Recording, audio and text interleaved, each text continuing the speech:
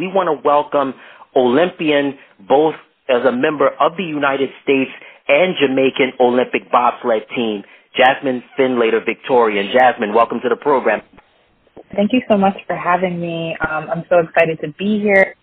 Thank you so much. I'm excited to have you on the program as well, and thank you so much once again for taking time out of your busy schedule to be on the program. So before we get into bobsledding and you making both the Olympic, the American and Jamaican Olympic bobsled team, I want to start off from the beginning. What was your upbringing like growing up in New Jersey? I'm a Jersey girl, thick and through. You might not hear it with my accent, but get me a little feisty, and it comes out. But I grew up in a town called Wayne, New Jersey. It's a suburb about 20-30 minutes from Manhattan, and it's a very actually affluent town. But I actually grew up on more of the lower income side of town. We were a flood area. There was a trailer park on the side, and also a town that didn't really have much diversity. I was one of 3 black kids that graduated my senior year in high school.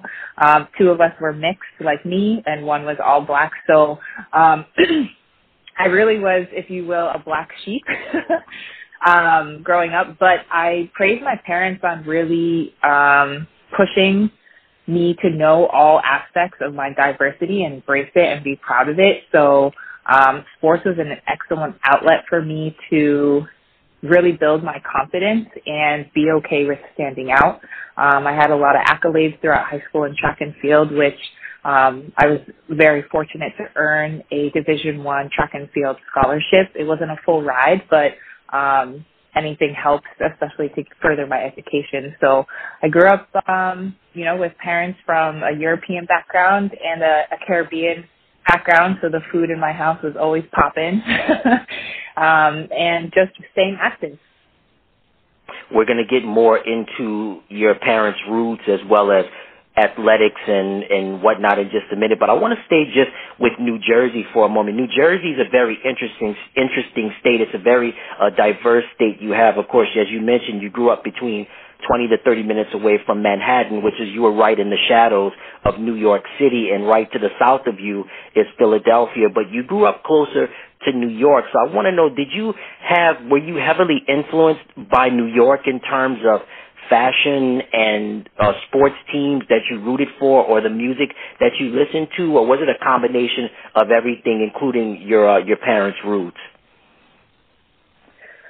Most definitely New York has a heavy influence. I actually got into sports first starting out as a dancer. I was a tap dancer, ballet, choreography, and I did modeling and competed nationally in dance. So I actually frequented from age 5 to about 10, going into the city for auditions, including The Lion King that was on Broadway, and a few others. So that was like the highlight of that era of my growing up, is going into the city so that I could observe people, see people dancing in the street, drumming on the bucket, creating artwork. And I really loved that part. And my mom allowed me to embrace that curiosity, taking me to museums, whether it was the MoMA or, the Black History Museum and different things, so that I could pique that curiosity and embrace and figure out who I was. And that was important for her and my parents as well, growing up the way I did, being mixed, not having a lot of kids look like me or have a background like me. So New York being the melting pot, to me, of the U.S. was such an advantage of realizing that you don't have to fit into this cookie cutter mold, that it's okay to, shave one side of your head, have piercings, tattoos, wear vibrant colors, wear all black, have your own kind of twang, listen to a plethora of music. For me, hip hop and music that had a beat was huge. My dad would play the New York Caribbean station every weekend. Sundays were reggae Sundays. I remember he'd come home from work, open the car doors, put the radio station on. We had the boombox in the window with the window up with the same radio station on and it echoing through our yard as we hung out playing soccer, tennis, or even him gardening with my mom. We had a huge garden when I was growing up. So music in my household was huge. And as much as we could, we were playing all types of music. That's awesome to hear. And you mentioned music, and I know New Jersey is very big on music. The Garden State is huge with great musical icons such as Frank Sinatra, Bon Jovi, also Frankie Valli and the Four Seasons. You also have the Gaslight Anthem, of course, the boss Bruce Springsteen. But you also mentioned about listening to New York hip-hop, but New Jersey has always had a busy hip-hop scene with Queen Latifah, Redman, Naughty by Nature, also Raw Digga, and so on and so forth. Tell me, did you listen to a lot of Jersey rap music coming up?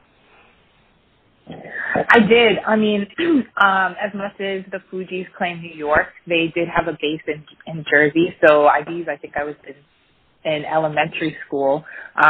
So that was, I think we had a talent show, and back in the day, me and my best friend chose the Fugees for our song. Of course, like, we can't do Lauryn Hill any justice, but grew up on that type of music. A lot of my friends growing up came from Hispanic and Spanish backgrounds, whether it was Colombian, Puerto Rican, Dominican. So I was influenced by Selena and bachata music as well, things that had Afro beats. And I think in Jersey, there's such a huge Jamaican Caribbean culture in the Oranges as well, where a lot of hip hop artists started or grew near, that was influenced into Jersey hip hop. You know, you have Joe Budden, you have all of these artists that came through in the late 90s, 2000s, that were pulling from the culture of the state. And I love that about Jersey hip hop and New York hip hop.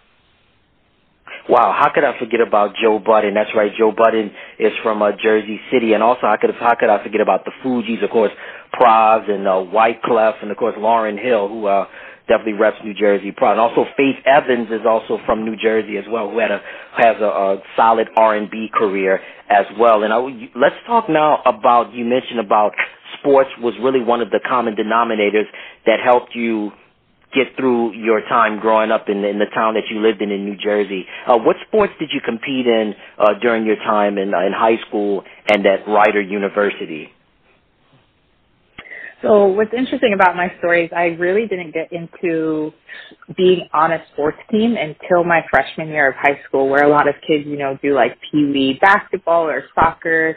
I was dancing and competing in dance all the way up until high school. So ninth grade throughout my senior year, I did both varsity gymnastics and indoor and outdoor track and field. I earned a Division I scholarship to Rider University, where I did track and field throughout all 4 years there. Okay, and what were your favorite events during your time at Rider? I really loved, I got recruited as a multi-athlete. I was this anomaly where I could do sprinting, jumping, and throwing. The throwing events were my bread and butter, if you will. But I was pretty fast. I ran hurdles as well as long jump. But when I got to college, it was better for my career and the program that I was in to move just into throwing, and hammer and discus were my favorite. I want to stay with hammer and discus for a moment. I know those sports really get a lot of attention when the Olympics or when the Summer Olympics come around. What was your training like for the hammer and the discus events? What's interesting enough is there's a lot of parallels to bobsled. It's a power sport, but also there's speed involved. And I think if anyone who's a track and field fan has seen the evolution of the physical aspect of throwers becoming a bit leaner, more like cross training in their fitness. You have quite a few throwers, male and female, that basically look like they do CrossFit. They're so jacked and lean and strong. And so a lot of that is a testament to the training that they're doing and evolving in explosive exercises, whether that's pushing a prowler, sled toes, doing some short sprints, medicine balls, heavy lifting, but also explosive lifting through Olympic lifts like power clean, push jerk, etc. Wow, that's awesome, and it definitely prepared you for your next career, which would be in bobsledding, and that's what I want to ask you about. So after you finished at Rider University, what did you get your degree in, by the way? I graduated focusing on multimedia design, so basically graphic design, with a minor in advertising. Have you been able to use that degree in terms of maybe with broadcasting endeavors, or maybe to design your website or anything like that? Yeah, so after I went actually directly from graduating college into bobsled, I'm sure we'll touch on it. There was a little gap there, but not much. Basically, I graduated in May 2007, and I tried out for bobsled September 2007. So I didn't really get to utilize my degree to its maximum, but I did design, early on stages, my website. I did, help people kind of more like consulting and freelancing with some logos, some print media, and I've done some back-end interviews. I was an athlete coordinator and interviewer for the ESPYs a few years ago, and doing different commentating here and there. But while I was bobsledding, I also earned 2 master's degrees. So that education, although while I was competing, I wasn't able to maximize, I did end up starting my own business as an entrepreneur last January in social media and branding. So I currently work with different brands and small businesses, as well as I'm a business mentor. Oh, wow. Congratulations, man. 2 master's degrees. That's definitely no small potatoes right there. Congratulations on that achievement right there. Continuing your education and also pursuing your athletic endeavors as well. And now let's get into bobsledding. Growing up, did you ever watch bobsledding? I did. I mean, I was part of the youth that Cool Runnings came out, I think, in 1993, so that puts me about 8 or 9 years old. And my younger sister probably was just born then, because we're about that distance apart. And I remember watching the movie and my dad joking and saying if I was going to carry a lucky egg around now for all my competitions. And he used to play around because I have really curly hair, and he'd pull on my curls and, say, Santa, you good? So I definitely grew up in that era of appreciating the movie and the legacy. And I'm so blessed to actually know the original members now being a part of the Federation, and all their involvement and continued for the team to keep being relevant and keep pushing the limits of sports. But bobsledding in general, I mean, my dad's Caribbean. Although I grew up in Jersey, there's some hot summers up north, humid summers. And I'm a summer baby. I was born in August, so I love warm weather. Coming from track and field, I'm not going to lie, we can be a little bit weak when it gets cold and wanting to do athletics outside. So I didn't really ever put bobsled on my radar for something that I would do personally. Wow, you mentioned the movie Cool Runnings, and I want to get into the next topic. You mentioned, you are Jamaican with your father's Jamaican roots, and with you having Jamaican roots, were you influenced by the Jamaican bobsled team that competed in the Winter Olympics in Calgary? I believe it was 1988. Of course, that was later turned into the movie Cool Runnings. So were you influenced by that? Yeah. I love the ability to be an underdog and prove people wrong. I think that, as you learn what pushes and fuels you, especially as an athlete, some athletes, they operate on anger. They need to be angry to perform. Others need to be calm, cool, and collected. I tend to thrive on that underdog proving that I can. It evolved now to I don't need to prove it to anyone but myself. So I love that story behind the team of everyone telling them, like, what are you doing here? You don't belong here. Why are you even trying, to overcoming that adversity with limited support and proving it to themselves along with everyone else. So I definitely resonate with that. When I started bobsled on Team USA, I did meet the team.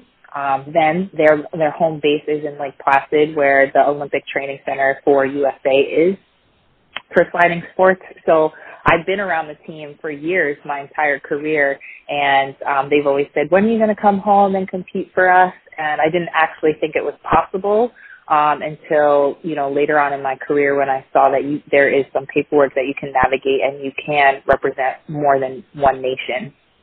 So I did pursue that because it was important to me to embrace all of who I am.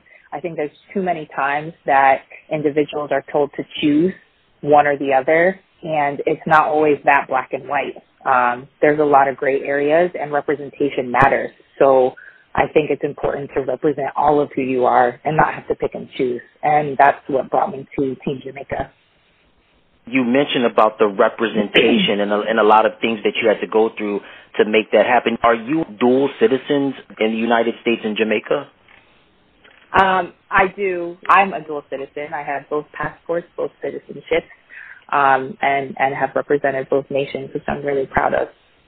Awesome. And I want to move along now to the Olympics. And before we talk about the Jamaican experience, I want to start off talking about your United States, your American Olympic experience. You were a member of the 2014 United States Olympic women's bobsled team that participated in the Olympics in Sochi, Russia. Your team was very interesting. I mean, this was a team that was truly phenomenal. Yourself, along with Lolo Jones.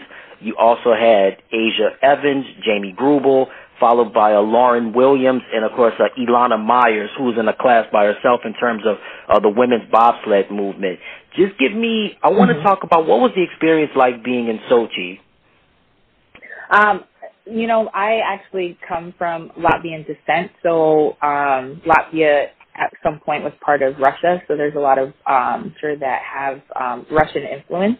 And so I was really excited, to be honest, outside of the politics, to kind of be in the land and see how it operated, especially with everything that's happened in history. That's the first time, Russia's really opened its borders and had a world event at that capacity. So I was really excited to go there. Fortunately, with Team USA, the coach we had, who is now head coach for Canada, Todd Hayes, who's a legend in the sport as well as a male U.S. competitor. He medaled in 2002, stopping a 46-year medal streak that we didn't have. So that's amazing on his end, and he was my coach going into that. So he is a ruthless fighter, and he goes to bat for his team in every way possible. He's very strategic. He has a plan A, B, C, and D, and as long as there's results there, he will find a way to argue for additional funding. And being females in a white male-dominated sport, and you have a team full of the diversity we had, for the 3 sleds that competed, 6 athletes, 5 were all black women. And that's huge. That's a huge testament to representation. That's a huge testament to expanding diversity. And I give that as a huge testament also to Todd Hayes for breaking a lot of barriers that have happened previously in the sport with discrimination. So that experience alone with those powerful women, I mean, Lauren Williams, a multi-time track and field medalist, Lolo Jones, who can carry her own, a speed demon, a ruthless fighter. We really wanted to sweep the podium. That was kind of our motto the whole season. We had a lot of backing with the results we had. The 3 of us were top 7 in the world. I believe our rankings were something like 3, 5, and 7 when we entered the games. So we knew that we had it in us. But again, coming from Team USA, there's a lot of economic support there, especially during Olympic season. So I went from, struggling as a rookie in the sport, paying for everything myself, to eventually being at the games where I had, 3 physios at my fingertips and a plethora of gear and bags, and I basically had to give away stuff because I couldn't carry it all the time. And having the caliber of athletes on my team to compete against just to make the team, was a fight in itself. So it was definitely an amazing experience. It was my first Olympics as well, so it will always hold a special place in my heart. One of the things that was talked about with Sochi was the housing for the athletes. I remember it very vividly that a lot of things were not ready in time for the housing in regards to the athletes. What was that experience like? Were they able to get that under control for the length of time that you and the other bobsledders were there? Yeah, because of the different aspects of the different sports that are involved in winter, track and field has of course, they have the swimming, they have the tennis, they have everything, so things are spread out. When it comes to winter, that you have a little bit more weather variables, you need mountains. Sometimes there's almost 2 hours between one village and the next. So we were high up in the mountain. Fortunately, we already had visited Sochi 2 times previously for test events. So by the 3rd time when you enter at the Olympics, although it's your first Olympics, and that's one in itself a feat to navigate, but we already had been there. We already had eaten the food. We already had been to the airport. So a lot of those things became familiar to us because we spent a month total already in Sochi prior to the games. But when we did get there, yes, there were things that weren't completely finished. Like they didn't turn the pipes on. So when we did, we had brown water. They had to flush out for a little bit. The dining hall wasn't ready yet. The day that we moved in, there was a fire drill as well as we had anti-doping testing. And the volunteers, it was their first time performing anti-doping blood tests on athletes. So, we're getting pricked and prodded, as well as a fire drill where they can't turn off the fire alarms and different things like that. But I will say the volunteers were amazing. The country did its best with recruiting a bunch of volunteers that were passionate about making sure everything ran smoothly. And within a week, less than that, things were operating very well. Awesome. We're gonna get more into the Olympic villages, but I want to talk about your American teammates in specific. I want to start off with Lauren Williams. What was it like having her as a teammate? Oh man, Lauren Williams, her energy is next level. If anyone has the opportunity to meet her, her smile is radiating. She lights up a room, and it's just always full of positivity and joy. And just keeping that mindset of manifesting the good in the world. And I'm so appreciative to have been her teammate and to still connect with her when we can. I love, her business of helping with financials. Her mission, she always stays true to herself. Being a teammate of hers really elevated our team because she was a rookie who medaled at the games. She basically left her track and field season around July, came up to Calgary, Canada to get a taste of bobsled in our training and pushing, tested for our Olympics trials, and made the team. And she still had to earn it, though, throughout the season, and she earned her way to being on the top sled and winning a silver medal. And just seeing that tenacity as well as open-mindedness and support. It's one thing to be at the pinnacle of your career in track and field, which is a whole nother ball game and culture, and to come into a sport as a rookie and basically not giving off that you're the boss and that you know what's best because you've done it somewhere else. That takes a huge person to do that. And so it was a privilege to compete with her and see how she's flourished utilizing her platform for the causes that are important to her afterwards. Definitely. She's definitely one of a kind. So I want to move along now to another teammate, Jamie Grubel. And she's, like you, she's a fellow New Jersey native. Mm-hmm. Give me your thoughts on what was it like having Jamie as a teammate? Oh, Jamie is so fun. We actually I started in September, and I believe she came out closest to the end of the year that season. So we started our careers in bobsled the same time. We both came from track and field. It's funny, I went to college near where she grew up, and then she ended up going to college upstate New York. So we had a lot in common in that aspect of at least knowing places back home and the culture. Again, every person that I've competed with on Team USA is a ruthless competitor, and they have a heart of gold. And Jamie will, take the shirt off her back in training if you have no clothes to wear, but she'll also step to the line and say, "Come get me." So it's definitely amazing to have that push between her, myself, and Alana Myers. We roomed together most of our career. We lived across the hall or were roommates together for a good 5-6 years of our career. We all transitioned to driving together. We actually were each other's brakemen in driving school, crashed each other, taught each other different lines. So we were really a close-knit family, and I still, as much as we're all in our different aspects, I still consider them family, and, support all that they do in and out of sport. All right, and another teammate that you had competing in Sochi is Asia Evans. And Asia is someone that's definitely a world-class athlete in her own right as well, coming up in the Chicago area, a big-time track and field athlete, and making that transition over to bobsledding. Give me your thoughts on what was Asia like as a teammate. Asia's so fun. What I appreciate about her is her love of delicious food, because I'm a foodie as well. And me and Asia used to vibe together when it came to music and tracks. She'd be dancing while doing her warm-up, and half the time I'm like, "What are you listening to?" And I'd have the same, joint on my headphones, and we just vibe together and give each other a look.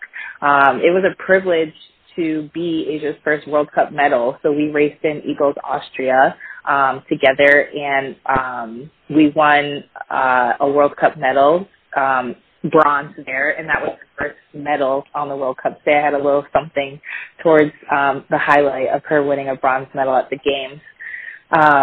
But yeah, Asia is one of those who will get it done no matter what, makes zero excuses. The life that she's had and built for herself is one to awe about. We call her the bobsled bombshell. She's beautiful, tall, black woman, amazing public speaker, has an amazing story, and is always striving to be her best, and will research it, thick and through, and find ways to put herself in the best position. And those are the type of competitors you want to be around. You want to compete against people who want to be their best and are at their best. And so, again, being amongst these women on the team, as well as I've competed against them on Team Jamaica, I think has made me a better person and athlete throughout my athletic career. Awesome. And I want to talk now about your roommate during your time as a member of the United States women's bobsledding team, and that's Ilana Myers-Taylor. And Ilana, I guess you could say she would be the Michael Jordan of women's bobsledding, so to speak. Ilana she's done it all in the sport. She's been a trailblazer. Give me your thoughts on what was she like as a teammate? Oh, Ilana is definitely a special person. Her son Nico has Down syndrome, so she has a lot of things to take care of to help support him in his development. And she called me and took the time out when my sister passed away to sit on the phone with me for 30-40 minutes in the middle of her dinner. And that's just to show her character and her heart, and just her being a human, like a genuine, absolute human. What I love about Ilana is when something's important to her, she will raise her voice and raise it as loud as possible to fight for that. So when it comes to her son and his Down syndrome, she has been an amazing advocate for kids who have Down syndrome, and finding ways to incorporate them into society to help them develop and be, non-discriminated against. Her as a mother in sport, she has raised her voice, in those aspects to really not just showcase the possibility that it's possible to be a mom and compete and still have your kids around and have a family, but breaking down those barriers of discrimination and support that's needed for parents in sports. So we did grad school together. We both were in online courses. As roommates, we trained together. We've had to cut weight and change our diets together in the sport. So, I've suffered a lot of loss throughout my career and of passings in my family. And I'd say probably 80% of the time, Alana's been my roommate when I find out the news, which is not easy to support someone going through a lot of that back-to-back tragic loss. But not once did she ever take it on as a burden. So I'm so appreciative to not just call her a teammate, call her a friend, and call her family. Awesome, man. Alana just sounds like a wonderful person through and through, and the way you described your teammates that you were with during your time in Sochi was outstanding, and every person was unique on that team. And then I have to bring up Lolo Jones, who was another one of your teammates at the Winter Olympics in Sochi in 2014. What an incredible story she had as well. I mean, coming from practically being homeless, and her mom and her siblings didn't know where their next meal was going to come from, and then she winds up being taken in. She joins a track club in her hometown of Des Moines, Iowa, and then she winds up getting a scholarship to go to LSU, and so many things that have happened for her, and it's such a unique story for her. Just what was Lolo like as a teammate? I had a great bonding experience with Lolo because a lot of the things that she has experienced in her life, I have in some capacity as well.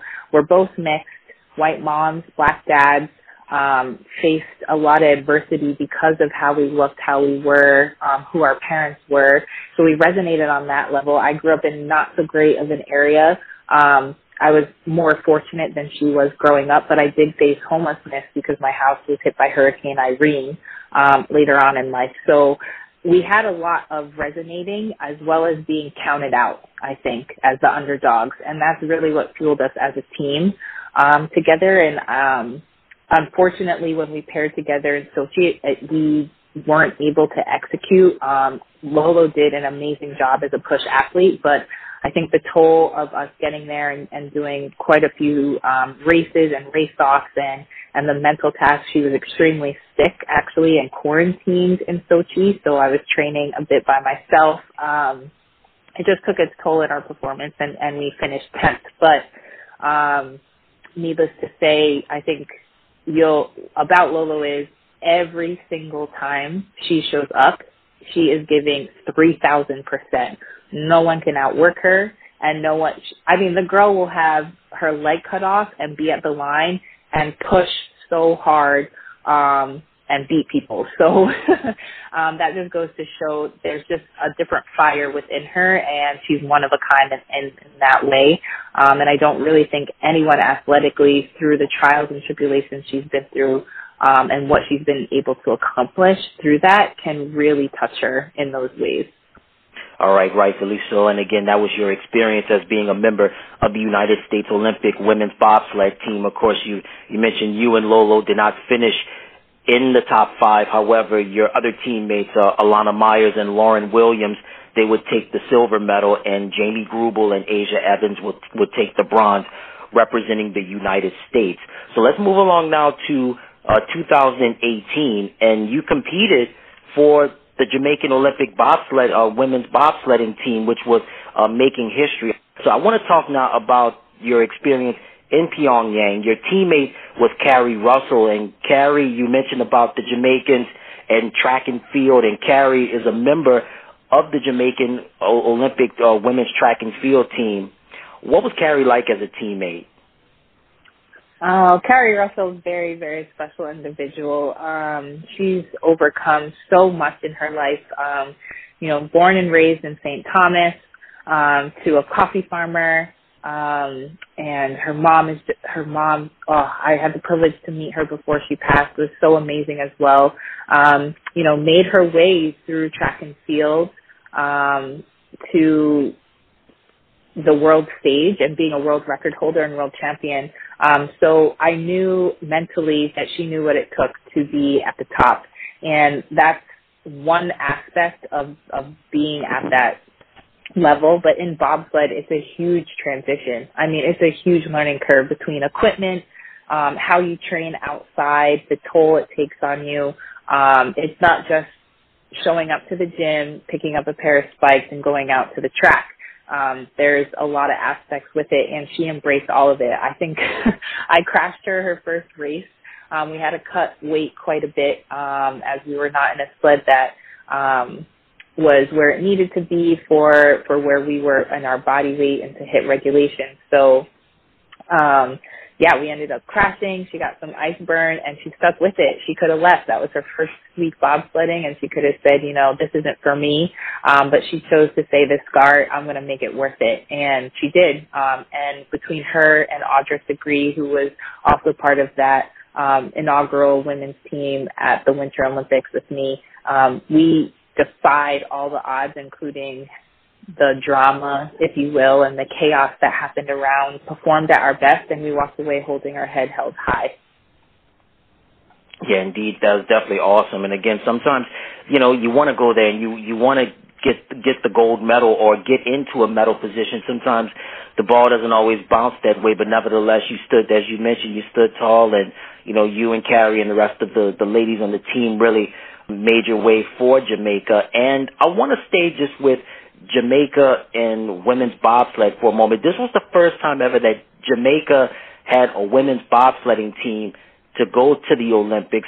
What was the anticipation for that like? Because I know, of course, people talk about Calgary in '88 when the Jamaican men first competed in bobsledding, but now this was 2018. So just kind of tell me, what was the anticipation like in 2018 when Jamaica would have its first ever women's bobsledding team competing in the Olympics? You know, I think for me, and, you know, I repeat this all the time, representation matters. And to see Black, strong females making waves where they've never made waves before is super important for the future. And all of inclusivity and diversity across all avenues. And what better way in sport, which is something that really unifies countries, it unifies different cultures because of the commonality of cheering on a sport. And so for us, the anticipation, you know, I manifested it despite all the things that were kind of pulling us and dragging us down. I kept manifesting and said, I don't care what it takes, we're going to be there. We are going to be walking in opening ceremonies and standing at the top of the hill, no matter what. And I truly believe with me speaking it into existence, it helped the morale of our team to push through all of those times where a lot of doubt, a lot of giving up could have happened. We're super fortunate for the people that did believe in us and all that they did. We had people donate a van so we could drive around. We had people donate grocery money, housing here and there where they could, that really were the team behind the team that helped us be able to accomplish what we did. That's wonderful, man. It's always great when you have a lot of people come in and step up to the plate, especially, you know, with Olympics, because, I mean, there's not much money that's, a lot of the athletes aren't really paid as much money in as far as Olympics are concerned, whether it be summer or winter. So it's good that those people were able to help out and give back in many different ways. That's outstanding right there. And I want to talk now about, of course, we'll get to prize money and things of that nature, but I want to talk about the Olympic Village. We talked briefly about Sochi. I want to start off with the dining options. What were the dining options like? The dining options, especially in the Mountain Village, were a bit scarce. It wasn't the best all the time. Especially, it depends when you train. As much as the dining hall is open 24 hours, the cooks aren't there 24 hours. So you have a lot of food that's maybe not what you're used to fueling with all the time. You know, some athletes can eat pizza and fried chicken nuggets and things like that. Others, you know, have their own dietary restrictions. So it can be difficult. It's not like, you know, they have iceberg lettuce, you know, of the buckets load in an area in Sochi. Sometimes their greens are going to look and taste a little different, and it's not something you're always used to. Like I said before, though, we were there a few times prior to the games. So we were prepared, as well as on Team USA, they do utilize the sponsors and bring over, snacks like peanut butter and jelly, and different granola bars and things like that from the sponsors, in the Athlete Village Hub or the Team USA house, so that if need be, you have alternatives. I will say you make the best of it. That's part of being at the Olympics and being at different events where you travel. It's not always going to be what you cook at home. So you have to be an athlete that prepares for that, and have the options so that you can still perform at the highest level possible. I want to stay with dining options for a moment, and I won't say the name of this specific chain, but was the food very present as a part of the dining options in the village? So our village did not have this chain that you speak of. So this chain was at the Coastal Village. So that was about a 2-hour bus ride for us. I believe an hour train ride. And with our schedule, you'd have to wait till after competition to do that. But yes, it was very, very popular. And that's usually what ends up happening is, when you're there for the full 3 weeks, you start to get a little bit over the cafeteria food, like anyone else would, like college, if you will. So you seek other options. Right, rightfully so, man. There's nothing like options, I tell you that. And you mentioned earlier, you mentioned that you and your teammates were in Sochi prior to the Olympics starting, so you had an opportunity to sample some of the food in the region. What were some of the things that you and your teammates had eaten, if you could remember, before or arrived during the first trip that you made to Sochi? One of the places we stayed at, we were the only athletes in that hotel, and our team logistics manager speaks Russian and came over with us. So he really helped with the dining, but also encouraged us to try different things. So borscht soup, it's like a cabbage soup. It's pretty tart, but it's delicious for me, especially when it's homemade. There was these amazing desserts as well, these pastry desserts. The coffee is strong, which is a plus when you have to have either late night training or early mornings. They do a lot of different tapas. So what's interesting is just sometimes being in an element where they have the freedom to cook their home meals, which we did one day, and it's more like a tapas style. And man, dinner lasted like 2-3 hours. So you have, this is the first meal, and I think we went all the way to like 10 different meal options. It was amazing to see, their faces light up for us to try different pastries, different cold fishes, anchovy dip, and all these different things. So it was really fun. I can't remember all the names of the foods, but a lot of it has either sour cream or a tardiness to it. Sochi is near the Black Sea, so you have a bit of a more like Mediterranean feel versus the typical like meat and potatoes style. Yeah, I was reading that, and can you correct me if I'm wrong, because I know when the Olympics had happened and they gave the origins of how Sochi developed. Is it Sochi, like you mentioned, it sits right on the Black Sea? Does it border Turkey? You could correct me if I'm wrong on that. It's very close. So actually a lot of people had their Olympic training camp in Istanbul prior to flying over to Sochi. Sochi is an interesting area, and the reason why Russia chose that city versus like Moscow or St. Petersburg, because they wanted to increase tourism within Russia. So they actually weren't looking to increase outside tourism from internationals, but within Russia they wanted to increase tourism to the different parts of Russia. And Sochi is an area that's known to have multiple terrains. So you have the mountains, where they're skiing, where we had our sliding events and ski jumping. And when you take the train from the mountain down to the beach, you can go through, there's a rainforest section, then by the beach you're going to have sand and the ocean, and then there's also like an area that they call like a desert area. So it's pretty cool that all of that terrain is within that region. That's awesome, man. It's great to have a variety, like you mentioned, the mountains and ski resorts and the beaches and a little bit of the city, man. It sounds wonderful. And also, another wonderful part of the Olympic experience is closing ceremonies. I know you and your teammates had a lot of fun at the closing ceremonies. And also, there was a picture of you and your teammates with Shaun White. You want to talk a little bit about that?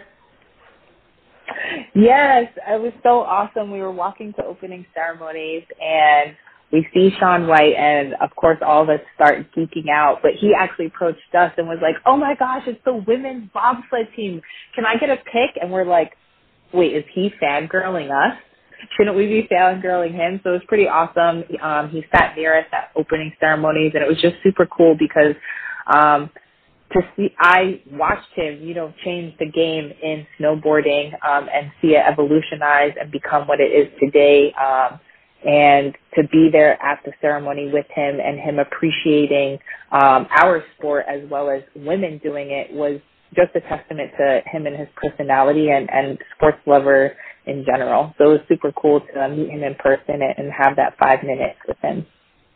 Man, that's so awesome. I mean, yeah, we talk about winning medals and placing and things of that nature, but that's just another great part of the human experience, not just countries coming together, but people from different sports coming together and just showing that appreciation. That's definitely wonderful on his part to do that for you and your teammates. And I want to move along now to the Olympic Village in Pyongyang. Of course, we go from Russia to South Korea. So I got to ask you, what were the dining options like? Pyeongchang, I actually enjoy it. My husband's family's Polynesian, and so there's a lot of Asian influence. I've traveled quite a bit to Tokyo as well as Japan, so going to, and I love, Korean barbecue and different things like that. So for me, I loved eating the food. I ate bibimbap almost every day in the village, which is basically, if you think about it, it's the Korean version of like a burrito bowl, or, like a greens bowl. So it can be with meat or without, and it's delicious, and they have their awesome sauces. I also like spicy food. So, Korean spices can get super spicy, which is super tasty for me. And then of course, the dining hall had, I want to say 3 times a week while we were there, where they would do barbecue, which you can smell it all the way walking to the dining hall. So it was amazing to just be there. I love ramen as well, so there are different styles of ramen, and I think they did an amazing job. The dining hall for us wasn't always super packed, so it allowed for the workers, because they did a great job with the different timings and scheduling of the sports, the workers to keep everything really fresh, and they're meticulous. That culture is extremely meticulous and proud no matter what job they do, and I think they did a great job in that dining hall because I ate well. I don't know about anyone else, but I was good.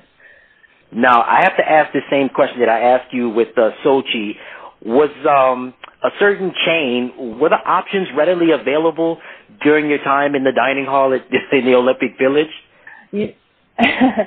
You know what's so funny is us Mountain Village people do not get all of the treats. So a lot of the things that you guys see is at the other village where most of the hockey, the speed skating, the main village and your opening ceremonies are. So we didn't have that chain. So most of my Olympics, I don't get the opportunity to have that chain unless it's upon entrance into the village or exiting.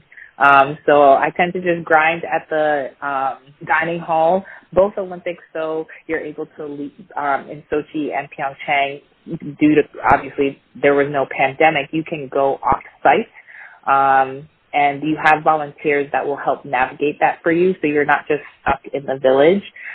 So you're able to dine out. Like at Sochi, my management team came, so we actually went to a restaurant not that far from, the athlete village and things like that. Let me just be the first to say that we're not knocking this particular chain. Much love to the chain, but as you said, the Bing Bang Bop and the Korean barbecue is 10 times better. We'll just leave it at that. And I wanted to know the closing ceremonies. Did you happen to stay for the closing ceremonies? And if so, what was that experience like? I did. I stayed for the closing ceremonies.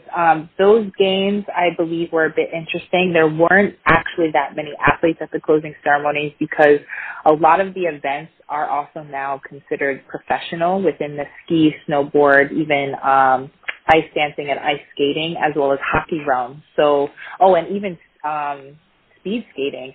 They all had world championships and professional championships after the game. So a lot of those athletes left after their competition because they, are under contract with sponsors or have other team selection races or world championships for their season. I know speed skating after the games still had world championships for their season to compete in.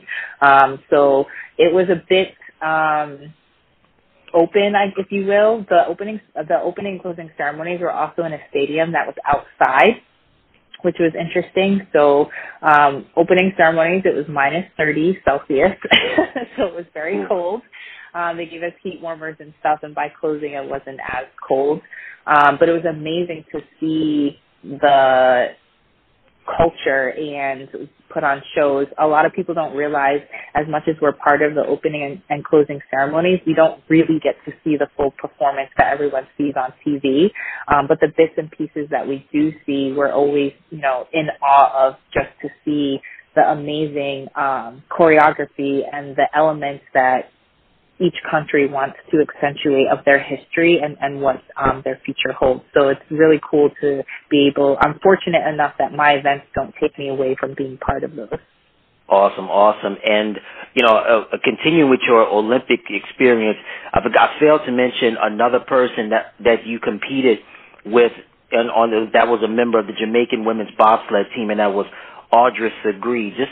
I know Audra has a track and field background, but what was it like having her as a teammate?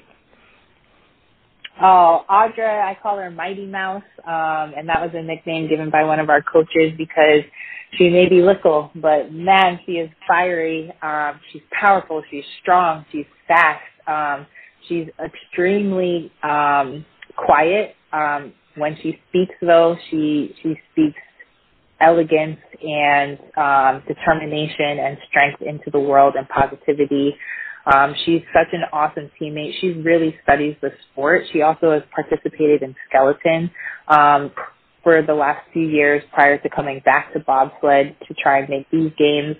And she comes from my side of the island, so most of my teammates are from, Kingston or St. Thomas side of the island, which is the east side.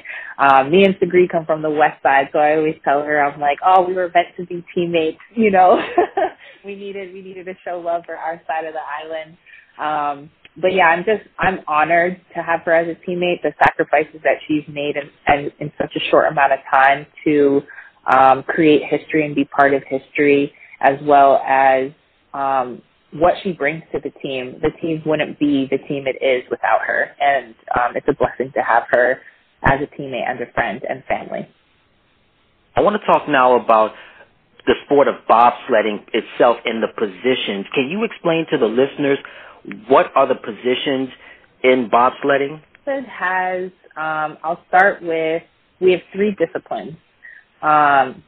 Really 4, but three different types of sleds. There's a monobob, which one person, hence the word mono, is in the sled.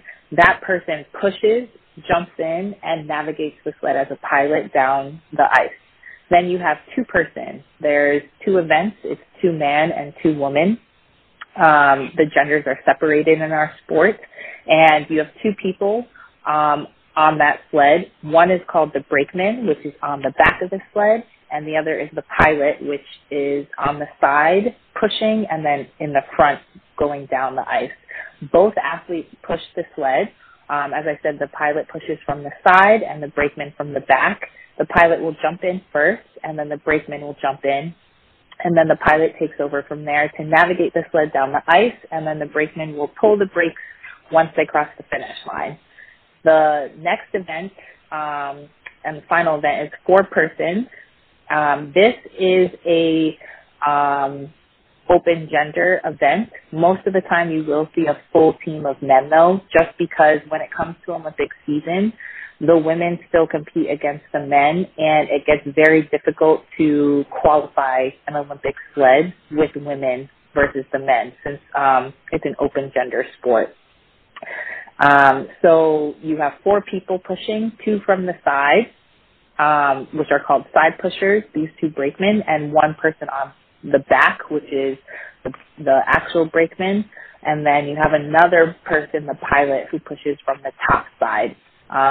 And everyone pushes, and then you kind of load in order. You have the pilot hop in first, then you have the number 2 guy, we call it, hop in. He sits cannonball, or she will sit cannonball style behind the driver. Their main job is to keep the other 2 brakemen from kind of pushing forward and hindering the pilot from driving. So they kind of are the barrier and brace themselves to keep everyone back. Then you have the number 3 guy hop in, and then the brakeman will hop in, and that last guy's job is to pull the brakes when they cross the line. Wow, I mean, that's very phenomenal. I never knew of the positions. I just knew that, like you explained, like one person would hop in and another person would hop in and then another person would hop in, but I never knew the name of the positions, like the pilot and the brakeman and so on and so forth. And I want to ask you, what were your positions in the sled? Were you a pilot or were you a brakeman? So I was a brakeman when I first started my career. All Olympics that I've made, I'm a pilot. Okay. I got to ask you, since you explained the position of the pilot, and I know you're the one that's always leading off and making sure that you're driving the sled down and making sure everything is in control. What's the best part about being a pilot, and what's the worst part about being a pilot? It's a bit of a loaded question, but I think to answer both equally is to say you're always in the sled.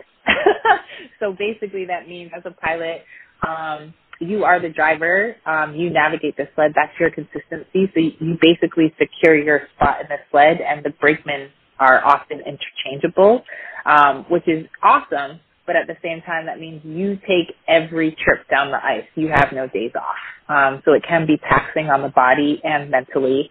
And, you know, we all know that sport is dangerous, so we have to treat it a lot like the mentality of NASCAR. Every time you go down, there is an opportunity for you to crash.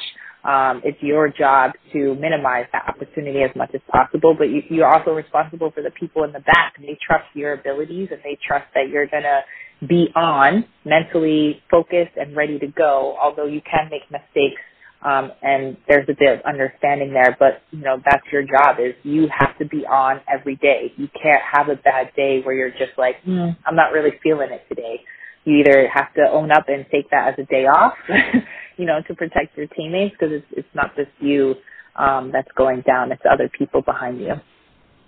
Wow, it definitely sounds like a lot of work right there. And also the other position that you mentioned, Jazmine, was the brakeman. Now in Sochi, Lolo was your brakeman. What was her training like, and what were her responsibilities like in terms of making sure that, of course, you were driving the sled, so she had to be the one to make sure that if you went off track, she would be the one to catch you. So what was her training like in the preparation? I know you mentioned that she was sick and had to be quarantined, but when she did have the opportunity to train, what was her preparation like in regards to being a brakeman? Yeah, a lot of times the pilots will walk the track. Depending, we might walk from the bottom up or the top down, and that's a mile of ice we're navigating. The objective of this is visualization, to see ice conditions, to kind of clear out the clutter and the noise. We often have to be at the track about 2 hours before our session starts, and that is to drive the equipment there, be able to walk the track, do things with our equipment, and then warm up. Again, it can be minus 30 with a snowstorm outside, and we're warming up and sliding. So you have to navigate those different aspects of the sport. And so 2 hours is a long time to kind of sit around and wait. So as pilots, we walk the track. While we're doing that, that's the time that the brakeman will make sure our bags get into the locker room and we have a space, when we get to the top to get prepared next to them. They'll be looking over the equipment, making sure everything's tightened, kind of like a pit crew. Everything is tightened, connected. If there's an issue, speak to a coach or a mechanic that's up there. If not, they'll make note of it so that when we get to where the top, where the sleds are, they can approach us and ask us questions.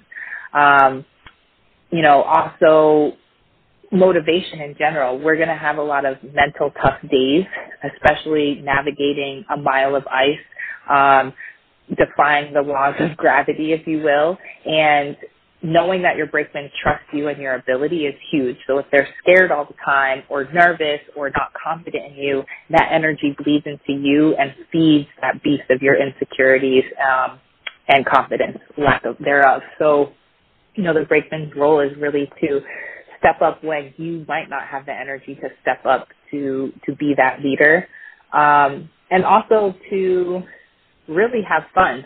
At the end of the day, sports is fun, and we put this pressure because it is a career for a lot of people to be perfect all the time. But if you're not having joy in that aspect, then it's hard to perform well as well. So making sure that we remind ourselves that we're not superheroes, we're human, that can have fun. That's what it's all about. Sports is indeed a lot of fun. We'll get more into the mental aspect in just a minute, but I want to talk about the tracks. I want to ask you, what was a tougher track for you to navigate?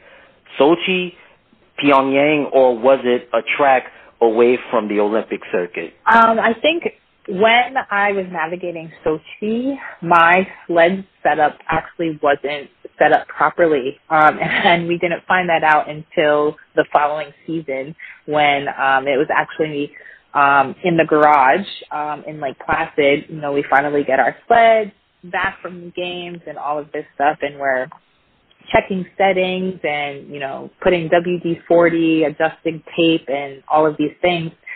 And Alana actually was looking at my sled, and she's like, Jazz, have you always had your sled set up like this? I'm like, I haven't touched it since the game. And she was like, I thought yours was supposed to be set up like mine. I was like, yeah, doesn't yours look like this? And the setting was completely different. So during my time navigating Sochi, we already are learning a track for the first time, so there's a lot of trial and error.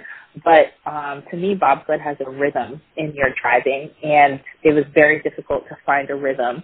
And part of that is because if your settings aren't matching your style of driving, or you're expecting the sled to react a specific way and it's not, it can cause you to be slow. It could cause you to have to adjust in ways that you're not prepared for. So it's really important to have that set up. So I think that track was a bit difficult that year. When we returned the second year, I ended up, I believe, medaling in the World Cup.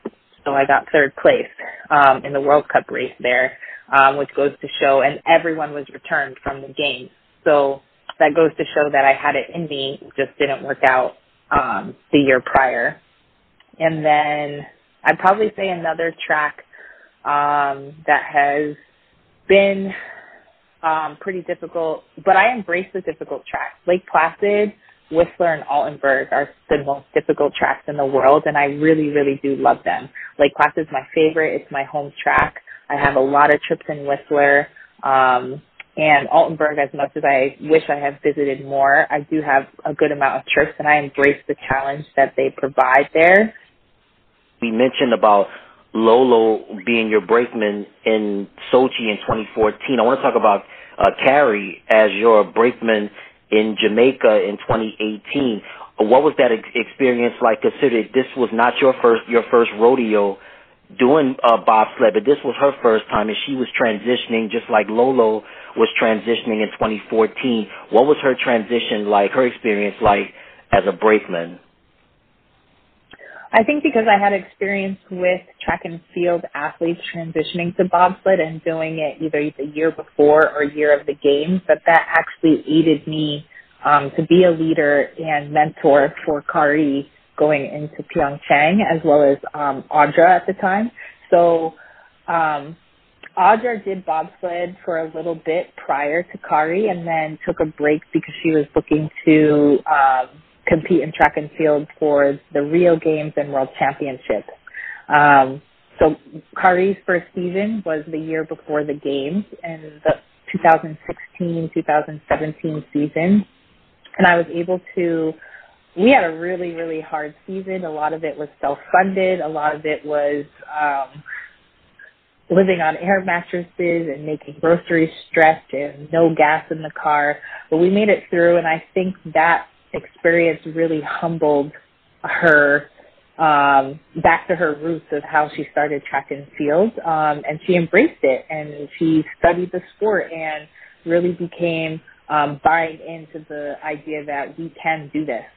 So when Audra joined us Olympic season, we developed, the three of us, this great culture of not allowing excuses to come in the way of our mission. I want to talk about just the other disciplines above bobsledding in the sport. There's skeleton and there's luge. Can you explain to the listeners what skeleton and luge are all about? Yeah, so skeleton is face first. It's on basically kind of like a tin tray that you would put cookies on, wrapped up basically, and you push from, it's called a saddle, so it looks like a handle when the athlete's pushing, but it's actually a saddle that helps hold your body secure on the sled, and you put your thumb holes, your thumb through the thumb holes to hold on, and you go down face first. This sport is actually speed-wise the slowest of the sliding sports. Then it would go bottom bob for speed, 2-person, and then 4-man. And 4-man and luge are about the fastest. Luge is usually the fastest by a small margin. And that sled is feet first. And they have a discipline of single person and 2-person. Now, I want to ask you, the reason why I asked about luge and particularly skeleton, because I know your teammate on the Jamaican team, Audra Segre, Audra also does skeleton. Have you ever asked her about her skeleton experience and if she really enjoys it? Yes, I have. I actually have helped her quite a bit with some skeleton lines because of studying the sport. One of my very first pilots while I was a brake fin transitioned from skeleton to becoming a bobsled pilot, as well as a lot of times when you're watching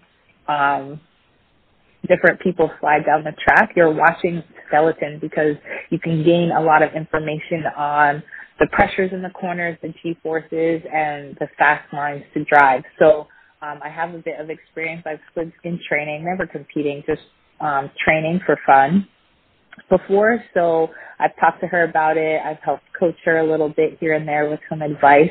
And as well as her doing that has helped a lot with her in the back of the sled because she's able to really give me feedback of, ooh, Jazz, I felt the back end skid a bit here. And then I can remember what happened in that spot in the area of the sled and correct it or let her know we might need to change equipment, things like that. Okay, good deal. And then, again, like I said, I mean, I knew some things about bobsledding, but you really broke it down in terms of the positions and the other disciplines in the sport of bobsledding. So thank you so much for that. And you mentioned earlier that sports is supposed to be fun, and you and your teammates make bobsledding fun. But sometimes, you know, with not just with the Olympics, but competing at such a high level in sports, it also damages you mentally. I mean, you could prepare for something physically all you want, but mentally you have to be clicking on all cylinders.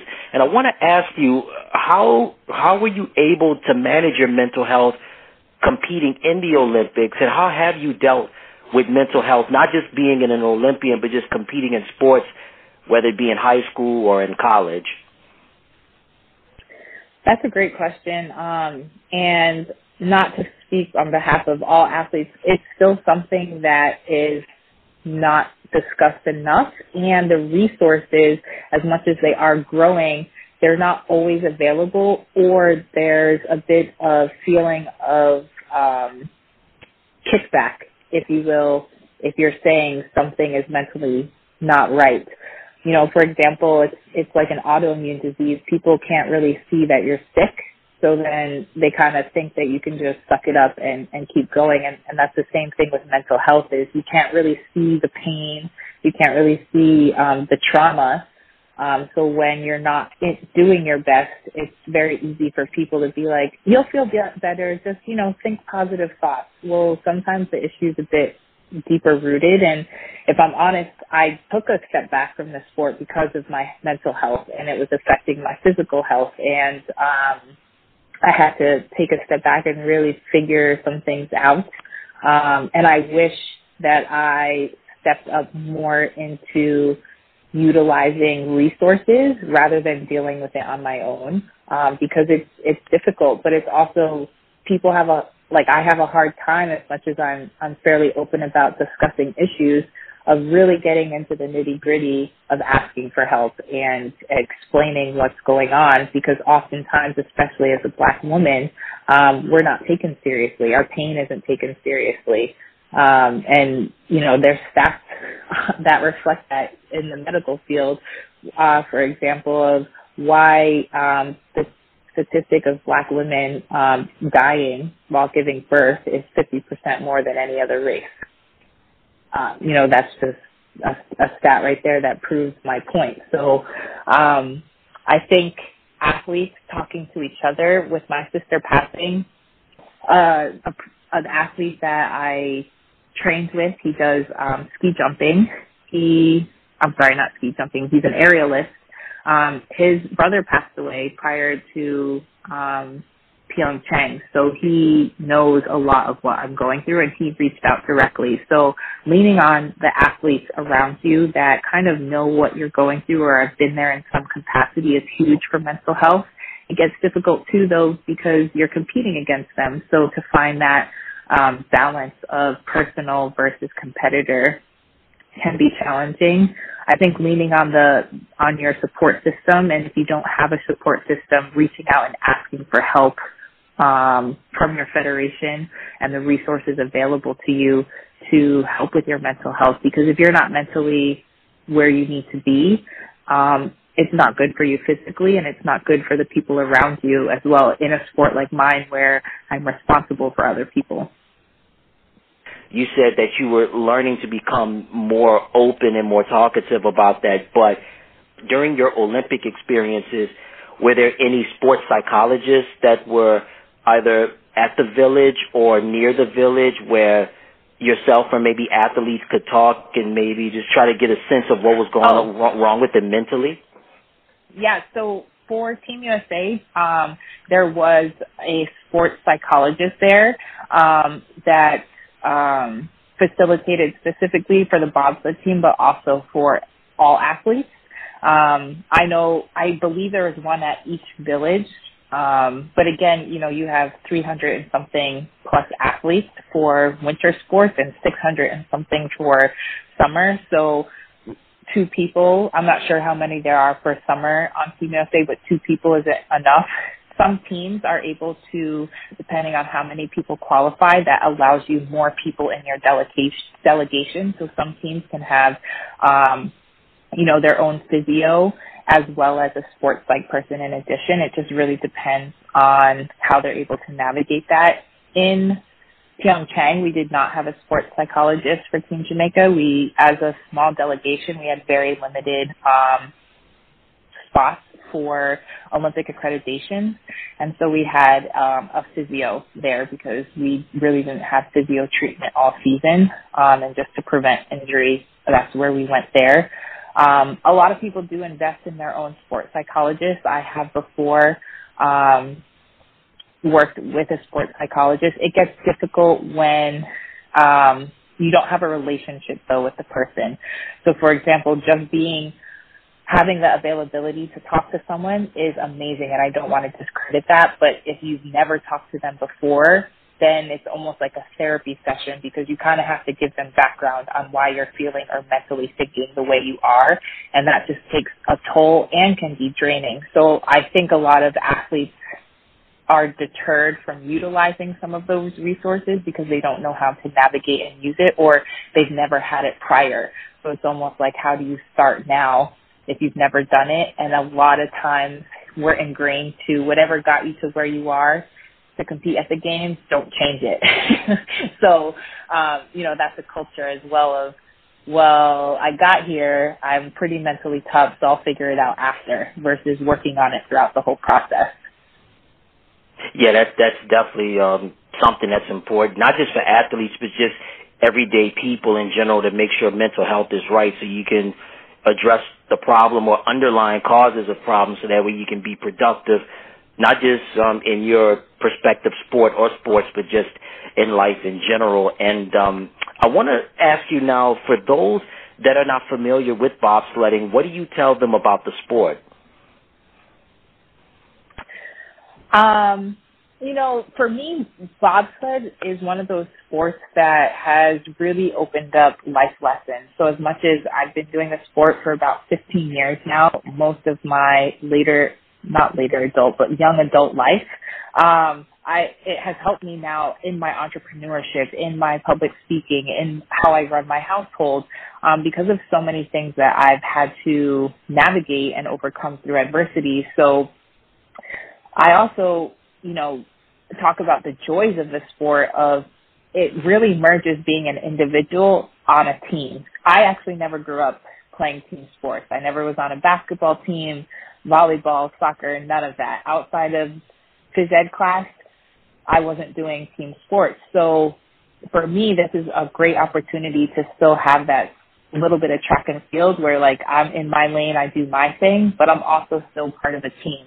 And it's so fun to be able to have all these different elements to challenge myself. I mean, when you run a 100-meter race, you're working on a 100-meter race. When you do bobsled, you're working on being strong, fast, explosive, able to sit in a sled properly, navigate it and drive it down, working on equipment and being a mechanic, as well as being a teammate. So I love that challenging aspect and multiple hats you have to wear.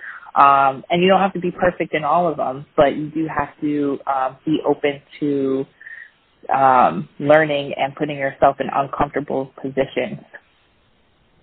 Oh, wow, that's awesome to hear. Thank you so much, Jazmine, for taking time out of your busy schedule to just talk to us, not just about bobsledding and the nuances of it, but just your journey to getting to this point. And I want to ask you about, you did a talk with Talks at Google. What was that like, and what was that experience like? Oh, it was so fun to talk with Google. Interesting backstory on that. The woman, Jamie Schwartz, who interviewed me, I went to high school with, and we actually knew each other from being young kids dancing together at the dance studio. So it was awesome to see her in such an amazing role with Google, and I was fortunate enough to be one of those voices for a talk. So it was such a great experience to connect with her.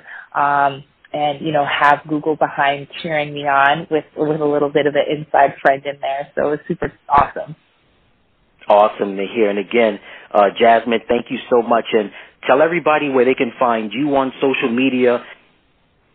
Absolutely. Thanks for having me on. It's been a pleasure. Please watch bobsled. You can catch me on IG at Jazmine with a Z. And an E at the end, Fenlator, Fenlator, on Instagram and Twitter, and hit me up. I'm open. I'm also on LinkedIn. I do run my own pages, so you're not going to get a bot answering you, and I'm open to answering questions, connecting with all of you, and just being there for the people that are supporting me as well. Awesome. And before I let you go, I wanted to ask you, you mentioned about the different positions in bobsledding, such as the pilot and the brakeman. Did you make the decision to become a pilot, or was that a decision based upon coaches, or did you and your teammates have a discussion about who would be the pilot and who would be the brakeman? So when I started out as a brakeman. I really wanted to go to the Vancouver Games in pursuit of that. So I pretty much learned the sport and trained for 3 years pursuing that. And I wanted to try driving. You never know if you're going to really like it until you try it. So I did a driving school. I showed some potential, if you will, in that short amount of time. And coaches actually also suggested that they thought I could be a good pilot. So I pretty much, after that driving school, decided if I don't make the 2010 Olympics, I'm going to switch driving seat. And I told myself, you will be in Sochi. And I was. So again, manifestation and telling myself that I could do it, and positive talk really helps fuel my career and gets me to those next stages that I want to accomplish. Oh, absolutely. Manifestation is such a powerful thing. Was the driving school, was it sponsored by the United States Olympic Committee, or was it something that you had to fund on your own? Some is self-funded, some isn't. There's different driving schools. Each nation might do their own little driving school, especially if they have a bobsled track within their country. The one that was hosted in Lake Placid, part of it for a week or two was with the U.S. Bobsled and Skeleton Federation, and they chose some athletes to come up and do it. And then there was one hosted by the International Federation following, our own country one. So I basically got like a good 4 to 5 weeks of driving school. And at that time, I was also an athlete that earned, like, if you will, a scholarship spot to live in the Olympic Training Center. So that's why I was also part of that driving school as basically a development athlete considered, with potential. I want to ask you, how does sponsorships and prize money work in the sport of bobsledding? In bobsled, there really is zero prize money. So this entire circuit that I've competed on the NAC level in North America this season, there is zero prize money. On World Cup, there is a small pool of prize money for the top 10 ranked sleds. And you only get prize money if you are ranked top 10 in the world, as well as medaled in at least one race that season. You have people who have a top 10 ranking who didn't even medal, so they won't get any prize money. So it's a small pool of money, and it's very scarce.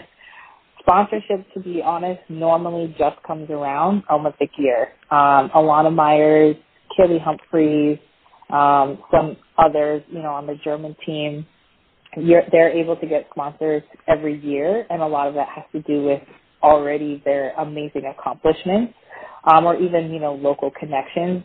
But it's very difficult to get sponsors for a full quad or even, more than just a year, just based on, and I give it to companies, they need something in return too. That's the name of the game. It's not just giving and being a charity case. They need, their product, their brand advertised, and if they don't see that bobsled is a fit for them based on how much of it is televised and where you're competing, they might have to utilize sponsorship in other sports that can help them. So that's really what it comes down to. Expensive. Yeah, it is expensive, and it's also a cult sport as well, because I know in America it's really only seen during the Olympics and during certain months during the winter time, but over in other countries, man, I mean, bobsledding is on basically year round. So you're right, it is expensive. It can be very pricey at times, but hopefully bobsledding they can try to take it to the next level. And what you've done as part of not only the United States but also Jamaica as well, and continue to put women's bobsledding in the forefront. So again, one more time, Jazmine, tell everybody where they can find you on social media. Absolutely. Check me out on IG and Twitter at Jazmine Fenlater. On LinkedIn, just search my name, Jazmine Fenlater Victorian. I hope to connect with all of you. You heard it from her. She's Jazmine Fenlater Victorian. She is a member of not only the United States, but also the Jamaican Olympic women's bobsledding team, giving us great insights about her upbringing as well as the sport of bobsledding and its positions and just her Olympic experience. Jazmine, this was a lot of fun. Thank you so much for taking time out of your busy schedule to be on the program. Absolutely. Thank you so much. I really appreciate it. It was a blast talking all things bobsled.